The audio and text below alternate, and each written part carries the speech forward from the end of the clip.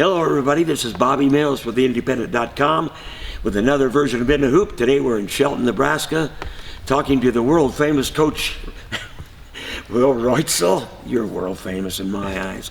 How's it going, man? And Good. Thanks for being on the show. Thank you. Yep. It's always nice to have somebody make a room in their day for us. So things couldn't be going any better for the Bulldogs, could they? We're going all right now. Wow. I wanted to ask you, last year, we talked a little bit at one point, and I think it was right before, was it before the Twin? I think it might have been after. It might have been right before sub-districts. Yeah, right before subs. And, and it ended up you were in the midst of a 9-game winning streak, till the end of the season, I think. Was there any point in time when you thought this team could be like this year? I saw when you were asking me that. So it goes back a couple years ago. Oh my goodness. Some of these guys played JV a couple years ago. That, like Riley and Ashton, even as freshmen, part of the season played JV. Right. I think Quinn as a sophomore did not, but Will as a senior, he was on JV. The guys that graduated last year, most of them played JV at least a couple quarters. Yeah. And we had Coach Oman at the time who, we had a lot of depth. I think we had like 17 guys maybe, so we had plenty of quarters to play and got some experience. And it helps, especially like the younger guys, where you go to a new gym and you don't necessarily know the place, and you get a little bit warmed up and break a sweat before you play some juniors and seniors, because Ashton and Riley have been starting since their freshman year. Quinn started some as a freshman, and then since then full time. So during that season of JV ball, I just kind of thought, these guys are athletic. Some of these guys have great ball handling skills. But then he even goes to, like Luke as a freshman, wasn't much bigger than he is now, and just has a lot of pitter patter, we call it. Like there's a lot of heart being that guy. I know what you're talking about. Yeah.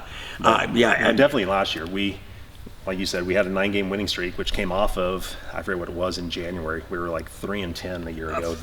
Funny teams streak. And a lot of C2, Lou Platte schools that just close games and tough games, and we came out on the wrong side of a bunch of those. But I think we had an overtime game against Ansley Litchfield a year ago that they won, and they were in a district final, and Wood River made a district final, and it was just a tough schedule. But I think it made us better, and then we got, like you said, a little bit of a winning streak going to sub-districts, and that helped get us to Lincoln. It looked like the path was laid out, but you can't ever say that, because somebody's going to come up and bite you. But this year, those same teams aren't causing you trouble like they did a year ago. Of course, some of them lost graduating seniors, but man, there's been no hiccup since the opening loss to Elm Creek. It was a great ball club. Yeah, they just had tough conference schedule. Fort Kearney's tough.